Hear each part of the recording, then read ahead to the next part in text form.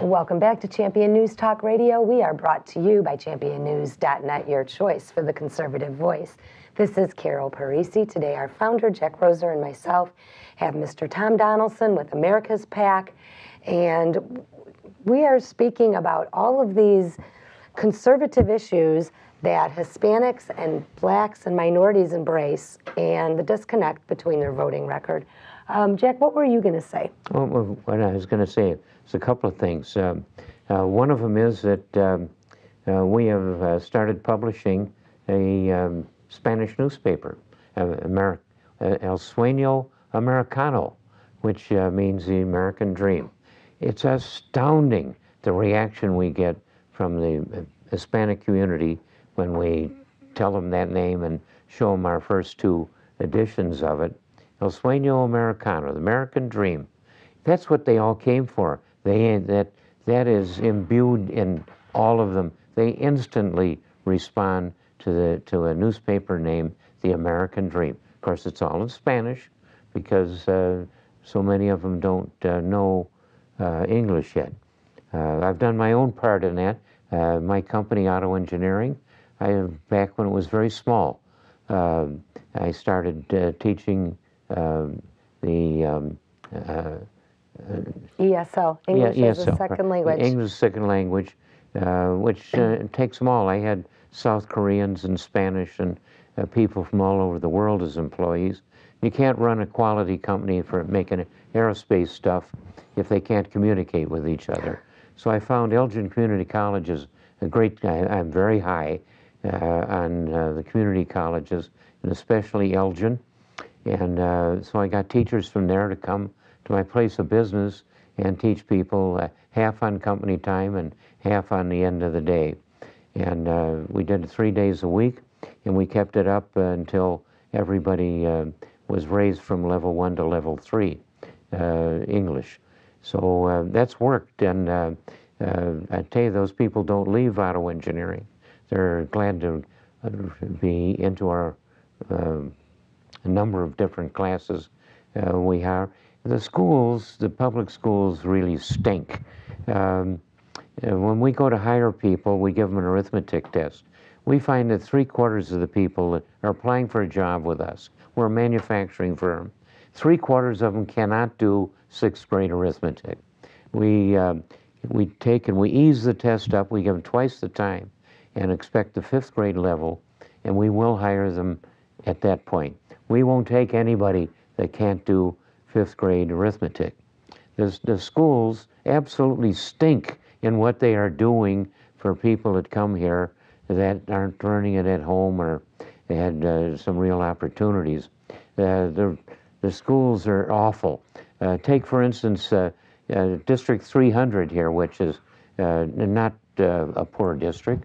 There's more middle class and upper than otherwise. But the 2-year colleges tell me that they can take only 4% of the graduating class from the high schools in District 300. Only 4% can go to a 2-year college without taking remedial training. Folks, that as a quality mark, that really stinks. And I find that the public education system, the K-12 system, is just miserable in the quality level of everything they do at very high cost. And anybody wants to know what the high cost is, one of our people, Bill Zettler, wrote this book and we published it, Illinois' Pension Scam. It's got what the pay and pensions are of the teachers in here. And I'll tell you, it's the biggest waste. There's 50 chapters here. Crack this book open to any chapter and you'll read the whole chapter because it illustrates definite shocking things about how badly the education of our children is going in a public system. And the reason is that our public system, K-12, is almost entirely run by the teacher unions. And the teacher unions are not for teaching. The teachers are, but that stinking IEA union, that is doing terrible harm They have about almost power. single-handedly busted the economy of the state of Illinois. Well, it probably explains why 2 out of every 5 teachers do not send their kids to their public schools. That's right. So it's Well, That's our 40% of them go elsewhere for their Yeah. own children to be taught. well, as we like to tell. I said 40% when you said 2 out of 5, Yeah. because in the public schools they don't teach Two how out to of make five. percentages. But yeah, well, as we will tell minorities, they're going to deny you the same choices that they give themselves.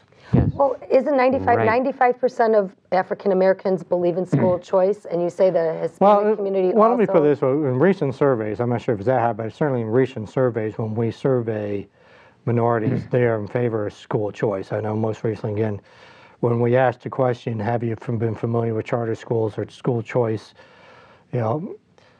those who were, about 60%, 70% will say, yeah, we're in favor of that. Because they want to be able to escape the very school systems that they're being trapped in. And let's face it, as we Not go with back. Obama, they aren't going to escape. Michael, you wanted to put your oar in the water, I know. I did want to put my oar in the water. I mean, the Democrats for years have taken special interest groups and provided them with candy. And that's exactly what they're trying to do with the Hispanics. But you have to look at the legacy of the Democrats. Look at the legacy of what the Democrats did to the blacks in Chicago. Now called Little Afghanistan, with the drugs and the violence. You look at the unemployment rate for the black youth, that's 46%.